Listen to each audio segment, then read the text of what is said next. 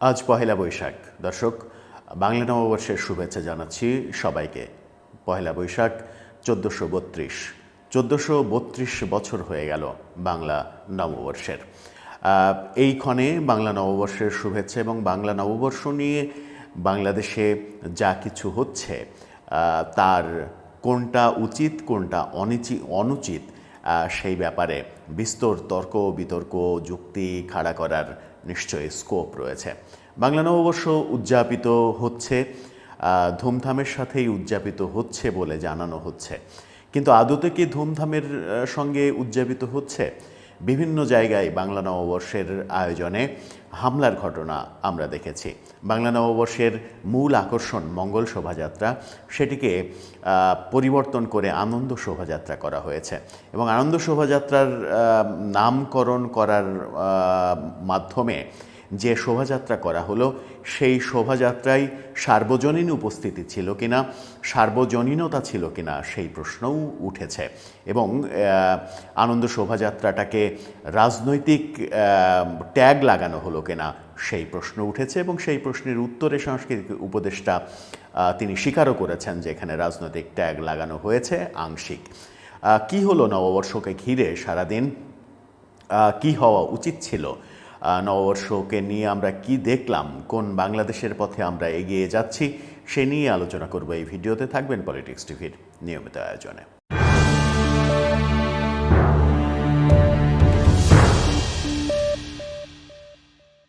দর্শক, পলিটিক্স টিভির নিয়মিত ভিডিওগুলো এখন থেকে স্পন্সর করছে প্রজাপতি.টিভি, নতুন ওটিটি প্ল্যাটফর্ম। আপনারা চাইলে ইউটিউবে, ফেসবুকে, ইনস্টাগ্রামে, টিকটকে দেখে নিতে পারেন। ডেসক্রিপশন বক্সে লিঙ্ক দেওয়া থাকবে, সেখান থেকেও আপনারা প্রজাপতির কার্যক্রম দেখে নিতে পারেন। চলে যাচ্ছি মূল ভিডিওতে। আজ পহেলা বৈশাখ। পহেলা বৈশাখ উদযাপিত হচ্ছে, বলা হচ্ছে বেশ ধুমধামের সঙ্গেই উদযাপিত হচ্ছে, কিন্তু পহেলা বৈশাখের একদিন আগে আমরা দেখেছিলাম তৌহিদি জনতার চিঠির পরিপ্রেক্ষিতে মহিলা সমিতিতে প্রাঙ্গণে মোর নাট্য দলের 13 এবং 14 তারিখের শো বাতিল করে দিয়েছিল মহিলা সমিতি। কিন্তু প্রাঙ্গণে মোর দল এবং ঢাকার নাট্যকর্মীরা যখন ফুঁসে উঠেছিল, যখন প্রতিবাদ মুখর হয়ে পড়েছিল এবং গতকালকে যখন সমাবেশের ডাক দিল, তখন মহিলা সমিতি এবং সরকারের পক্ষ থেকে যৌথভাবে জানানো হলো যে আপনারা নাটক করেন কিন্তু সমাবেশ করেন না প্লিজ। সমাবেশ করলে সরকারের ইজ্জত নষ্ট হয়ে যাবে। সরকার সমাবেশের ভয়ে অতঃপর যে ব্যাপারটা এড়িয়ে যেতে চেয়েছিল সেই ব্যাপারে নিজেদেরকে সামিল করলো এবং প্রদর্শনী করতে বলল। ততক্ষণে বিকেল হয়ে গিয়েছিল। প্রাঙ্গণে মোর কিন্তু গতকালকে শো করতে পারেনি। আজকে তারা শো করতে প্রস্তুতি নিয়েছে আগামীকালকে। গতকালকের শো আগামীকালকে হবে। একটা অন্তত কিছু হয়েছে বলে আমার মনে হয় যে এর আগেও মহিলা সমিতিতে ঢাকা নাট্যোৎসব বন্ধ করে দেওয়া হয়েছে এই তৌহিদি জনতার চিঠিতে। তখন মোস্তফা সরোয়ার ফারুকী সাংস্কৃতিক উপদেষ্টা বলেছিলেন এটা কোনো চিঠির পরিপ্রেক্ষিতে তৌহিদি জনতা কিংবা বৈষম্য বিরোধী ছাত্র আন্দোলনের কেউ এটার সঙ্গে জড়িত না, এটা নাট্য দলগুলোর অভ্যন্তরীণ ব্যাপার, এটা বলে তিনি এক ধরনের পাশ কাটানোর চেষ্টা করে ব্যাপক সমালোচিত হয়েছিলেন। সেই মোস্তফা সরোয়ার ফারুকীর আন্ডারেই এবার পয়লা বৈশাখ উদযাপিত হলো, যেহেতু সংস্কৃতি উপদেষ্টা তিনি, এবং তিনি একটা কাজে সফল হয়েছেন। 12 তারিখে তার যে এবারের র্যালির প্রধান দৃশ্যমান বিষয় ছিল শেখ হাসিনাকে ফ্যাসিস্ট হিসেবে শেখ হাসিনার বিকৃত মোটিভ প্রদর্শন করা, সেটি যখন পুড়িয়ে দেওয়া হয় তখন একদিনের মধ্যে বিকল্প ওয়েতে বাঁশ বেতের পরিবর্তে কর্কশিট দিয়ে একটি যেনতেনভাবে মোটিভ তৈরি করা হয়, যে মোটিভের সঙ্গে আগের মোটিভের খুব একটা মিল নেই। এই মোটিভকে নিয়ে নানা রকমের বিতর্কও তৈরি হয়েছে। যাই হোক, বিতর্ক শেষে অবশেষে আনন্দ শোভাযাত্রার মিছিলে সেই মোটিভটি দেখা গেল।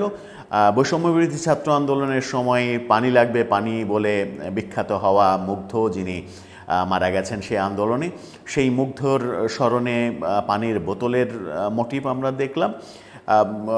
সব মিলিয়ে বৈষম্যবিরোধী ছাত্র আন্দোলনের প্রেক্ষাপটে এই বৈশাখী বর্ষবরণ অনুষ্ঠানকে রাজনীতিকীকরণ করা হলো কিনা, বিশেষ করে বোতল মুগ্ধর স্মরণে বোতল থাকতেই পারে, সেটা আলাদা বিষয়, কিন্তু শেখ হাসিনাকে এত বেশি ভয় পাওয়া কেন সরকারের, সেই প্রশ্ন এসেছে।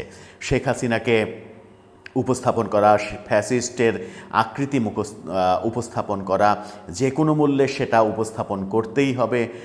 সংবাদ মাধ্যমের রাজনীতিকীকরণ করা হচ্ছে কিনা এই প্রশ্নের উত্তরে বললেন যে নাম চেঞ্জ করেছে ঢাকা বিশ্ববিদ্যালয়, এখানে আমাদের সরকারের করার কিছু নেই। এর চাইতে হাস্যকর কথা কি আর হতে পারে যে ঢাকা বিশ্ববিদ্যালয় নাম চেঞ্জ করেছে, সরকারের কিছু করার নেই, তার কিছু করার নেই। অথচ তিনি কিন্তু অনেক আগেই সুর দিয়েছিলেন যে এবারের মঙ্গল শোভাযাত্রার নাম চেঞ্জ হতে পারে। পরবর্তীতে সুর ঢাকা বিশ্ববিদ্যালয়ের দিকে ঠেলে দিয়ে নিজের গা বাঁচানোর চেষ্টা করেছেন।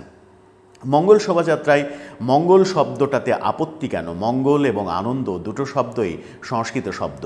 এই সংস্কৃত শব্দ, একটা সংস্কৃত শব্দের পরিবর্তে আর একটা সংস্কৃত শব্দ কেন ব্যবহার করা হলো, এই প্রশ্নের কোনো উত্তর নেই। চারুকলার শিক্ষার্থীরাও দাবি জানিয়েছিল যে নাম পরিবর্তনের যথাযথ কারণ ব্যাখ্যা করতে হবে, কিন্তু সেই কারণ ব্যাখ্যা করা হয়নি। শেখ হাসিনার ফ্যাসিস্ট চেহারা সামনে এনে এটার ভিতরে রাজনীতি ঢোকানো হয়েছে, এই প্রশ্নের উত্তরে বলেছেন যে হ্যাঁ, এই একটা বিষয়েই রাজনীতি ঢোকানো হয়েছে, রাজনীতি ঢুকেছে, প্রাসঙ্গিক ক্রমে নাকি ঢুকেছে। প্রাসঙ্গিক ক্রমে যদি রাজনীতি ঢুকে, বৈশাখ তো সার্বজনীন ব্যাপার, বৈশাখের মতো একটা সার্বজনীন ব্যাপারে যেখানে বাংলার কোটি মানুষের উৎসব, সেখানে আপনি রাজনীতি ঢুকিয়ে দেবেন। রাজনীতি ঢুকিয়ে দিয়ে আমি যদি শেখ হাসিনাকে ফ্যাসিস্ট হিসেবে, যদিও এখনও আদালতে বিচারাধীন বিষয়, এখনও বিচার কার্যক্রম শেষ হয়নি, বিচার কার্যক্রম শেষ হওয়ার আগে কাউকে পুরোপুরি অপরাধী বলার কোনো স্কোপ নেই, কিন্তু আওয়ামী লীগ সরকারের নানা কার্যক্রমের ভিত্তিতে শেখ হাসিনাকে আপনি দোষারোপ করতেই পারেন। এখানে কোনো দোষের কিছু আমি অন্তত দেখি না। দোষারোপ করতেই পারেন, কিন্তু শেখ হাসিনা তো আর আওয়ামী লীগের একমাত্র মানুষ না। আওয়ামী লীগকে এদেশের 40% মানুষ পছন্দ করে, সাপোর্ট করে। সেই 40% মানুষের আবেগকে আপনি এতটুকু মূল্য দিলেন না।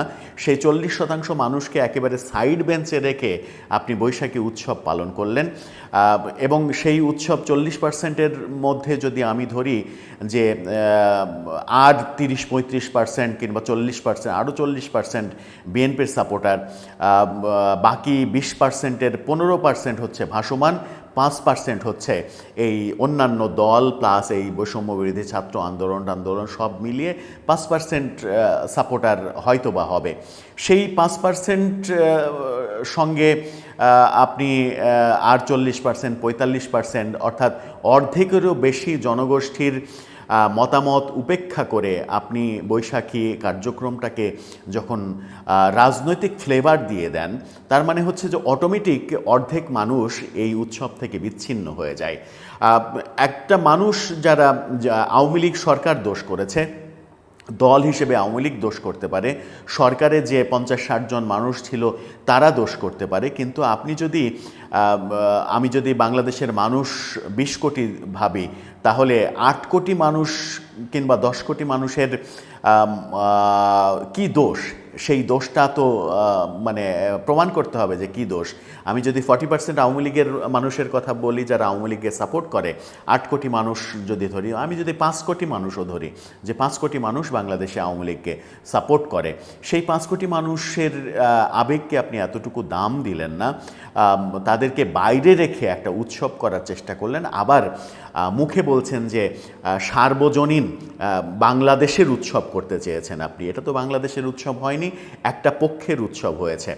এই আলোচনা সর্বত্র চলছে। এই আলোচনা ঠিক কি বেঠিক সেই সিদ্ধান্ত দেবার মালিক আমি নই, সেই সিদ্ধান্ত দেওয়ার দায়ও আমার নয়। তবে আলোচনা যেহেতু চলছে, সেই আলোচনাকে আপনাকে সম্মান জানাতেই হবে। বিতর্ক উঠেছে তাই যে বৈশাখী আয়োজনটাকে রাজনীতিকীকরণ করা হয়েছে। বৈশাখী আয়োজনে রাজনৈতিক ফ্লেভার দেওয়া হয়েছে, সেটা সংস্কৃতি উপদেষ্টা তো নিজে স্বীকারই করেছেন, এখানে আর দ্বিমত করার কিছু নেই। কিন্তু করাটা ঠিক হলো কি না সেই প্রশ্ন কিন্তু থাকবেই। বৈশাখী উৎসব এর আগে আমরা মঙ্গল শোভাযাত্রায় যত মানুষের ভিড় লক্ষ্য করি, বৈশাখ উপলক্ষে যত মানুষ ঢাকা রীতিমতো অচল হয়ে যায়, পাখির চোখে দেখলে শাহবাগ এলাকায় তিল ধারণের, আমি নিজেও বহুবার বৈশাখী উৎসবের শাহবাগ এলাকায় ঢোকার চেষ্টা করেছি, প্রবেশ করার চেষ্টা করেছি, কিন্তু সম্ভব হয়নি। মানুষের তিল ধারণের জায়গা পাওয়া যায় না এই এলাকায়, বিশেষ করে ফার্মগেট টু শাহবাগ পুরান ঢাকায় এই এলাকায় যানবাহন চলাচল একেবারে অচল হয়ে পড়ে। মানুষ পায়ে হেঁটে রাস্তা অতিক্রম করতে পারে না, এরকম মানুষের উৎসব দেখা যায়। কিন্তু সেরকমটা এবার কি হয়েছে? সেই প্রাণের উৎসব কি এরকম হয়েছে, নাকি মানুষের মনে এক ধরনের ভীতি কাজ করেছে, মানুষের মনে এক ধরনের দ্বিধা কাজ করেছে যে এখানে যাব কি যাব না, এখানে যাওয়া উচিত কি উচিত না, সেই ব্যাপারগুলো রয়েছে। অতি উৎসাহী কিছু মানুষ তো ফলাও করে প্রচার করবেই, নিজেদের বাদ্যবাজনা বাজাবেই, এটাই স্বাভাবিক। কিন্তু এই অতি উৎসাহী যারা, সব থেকে বেশি অতি উৎসাহী যারা, তারা হচ্ছে বর্তমানে তৈরি হওয়া নতুন রাজনৈতিক দল জাতীয় নাগরিক পার্টি। হাস্যকর হলেও সত্য, এই জাতীয় নাগরিক পার্টির বৈশাখী উৎসব, বৈশাখী আয়োজন আমরা আলাদাভাবে দেখলাম, এবং সেই আয়োজনে আহ্বায়ক নাহিদ ইসলাম যখন বক্তৃতা করছেন, তখন সব মিলিয়ে মঞ্চের সামনে 50 থেকে 100 জন মানুষও হবে না, এবং যার মধ্যে অন্তত অর্ধেকেরও বেশি সাংবাদিক এবং টেলিভিশন ক্যামেরা দেখা গেছে। ভিডিওটা আপনারা দেখে নিতে পারেন যে এই ভিডিওতে কি অবস্থা। তার মানে যে এনসিপি এত আয়োজন করে, যে আয়োজনটাকে এনসিপির অন্যতম পৃষ্ঠপোষক তো সরকার, এরকম সমালোচনা রয়েছে। এনসিপির অন্যতম মানে এই উৎসবে এনসিপি কেন্দ্রিক অন্যতম সহচর তো মোস্তফা সরোয়ার ফারুকী নিজেও, তো সাংস্কৃতিক উপদেষ্টা যেখানে রয়েছেন, সেখানে এনসিপির আয়োজনে এরকম দর্শক শূন্যতা কেন লক্ষ্য করা যাবে, সেই প্রশ্নটাও কিন্তু ভেবে দেখার সময় হয়েছে।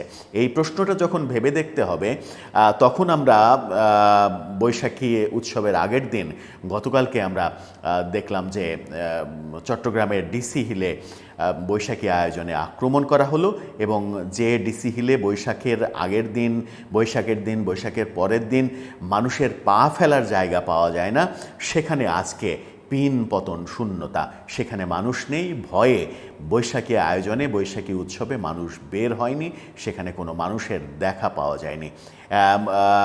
সেই ভাঙচুর কারা করেছে? তৌহিদি জনতার নামে কিছু মানুষ ভাঙচুর করেছে, অথচ বাংলাদেশের কিছু মিডিয়া হাস্যকরভাবে প্রচার করছে যে দুর্বৃত্তরা এটা ভেঙেছে। দুর্বৃত্তদের নাম, মানে ভাসুরের নাম মুখে নিতে বোধহয় একটু ভয়ই লাগে, বোধহয় একটু দ্বিধায় হয়, বোধহয় একটু লজ্জা লাগে, শরমে মাথা কুঁচকে যায়, এরকমটাই মনে হয় বাংলাদেশের কিছু মিডিয়ার অবস্থা তৈরি হয়েছে। যেভাবে ফ্যাসিস্ট শেখ হাসিনার মুখাবয়বকে বাংলাদেশের মিডিয়াগুলোতে উপস্থাপন করা হয়েছে আজকে, এই মিডিয়াগুলোকেই আমরা দেখেছি আওয়ামী লীগের আমলে শেখ হাসিনার দালালি করতে, আওয়ামী লীগের দালালি করতে। তার মানে হচ্ছে যে আমাদের দেশের মিডিয়ার চরিত্র কি এরকমই থাকবে যে আমরা যখন যে সরকার আসবে সেই সরকারের দালালি করে যাব? সেরকম অবস্থাই তৈরি হয়েছে। সব মিলিয়ে বৈশাখী আয়োজন আসলে কেমন হলো, সেই আলোচনা বোধহয় অনেক দিন চলবে। সেই আলোচনা চলতেই থাকুক, নানা রকমের অনুষঙ্গ আসুক, কিন্তু একটাই প্রত্যাশা, সেটা হচ্ছে অপ্রীতিকর কোনো ঘটনা যেন না ঘটে। ছায়ানটের এত বছরের ঐতিহ্যের আয়োজন রমনার বটমূলের, সেটা নিয়ে সরকারের তেমন কোনো মাথা ব্যথা নেই, সেটা নিয়ে সরকারের কোনো রাজকীয় কথাবার্তা নেই। যত কথাবার্তা, যত আয়োজন, যত কিছু, যত মনোযোগ, যত ইনভেস্টমেন্ট, সেটা যেন ওই শেখ হাসিনার একটা আকৃতি মিছিলে আনার দিকেই সরকারের ছিল। সেটা কেন? তাতে কি উদ্দেশ্য সফল হলো? তাতে সরকার একপেশে হয়ে গেল কিনা, নাকি নিজেদেরকে একপেশে ভেবেই সরকার সার্বজনীনতার সংজ্ঞা নির্ধারণ করবে? সেই প্রশ্নগুলোর সমাধান হয়তো সময়ই করে দেবে। বৈশাখী আয়োজনে বারবার বারবার ফ্যাসিস্ট ফ্যাসিস্ট ফ্যাসিস্ট ফ্যাসিস্ট বলা এই সাংস্কৃতিক উপদেষ্টা মোস্তফা সরোয়ার ফারুকীকে তো আমরা দেখেছি শেখ হাসিনার আমলে। শেখ হাসিনার ঘনিষ্ঠ লোকজনের সঙ্গে কত দহরম মহরম সম্পর্ক তার, ফেসবুকে কত দহরম মহরম পীড়িতের কথা লিখছেন। তার স্ত্রী নুসরাত ইমরোজ তিশা বঙ্গবন্ধুর বায়োপিকে বঙ্গবন্ধুর স্ত্রীর চরিত্রে অভিনয় করছেন। শেখ হাসিনার সঙ্গে মেট্রো রেল উদ্বোধনে হাস্যোজ্জ্বলভাবে ছবির পোজ দিচ্ছেন। সেখানে কোনো জাতীয় অনুষ্ঠান ছিল, মানে জাতীয় চলচ্চিত্র পুরস্কার প্রদান অনুষ্ঠান ছিল না মেট্রো রেলে, যে তিশা শেখ হাসিনার সঙ্গে যে ফটোশ্যুট করবেন। সেই জুনায়েদ আহমেদ পলকের সঙ্গে হাসিমাখা ফটোশ্যুট রীতিমতো ভাইরাল হয়েছিল উপদেষ্টা হওয়ার পরে মোস্তফা সরোয়ার ফারুকের। শেখ হাসিনা পরিবারের অনেকের সঙ্গে তার সম্পর্ক, দহরম মহরম সম্পর্ক আমরা দেখেছি।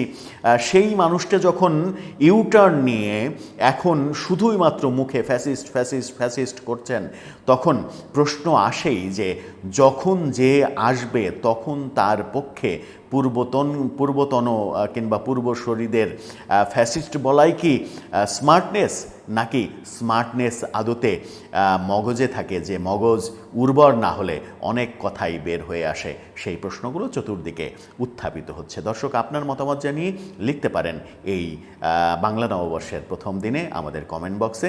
আপনাদের মতামত বাংলা বছরের শুরুর দিনে আমাদের জন্য পরম পাথেয় হবে। আপনাদেরকে আবারও বাংলা নববর্ষের শুভেচ্ছা, শুভ নববর্ষ।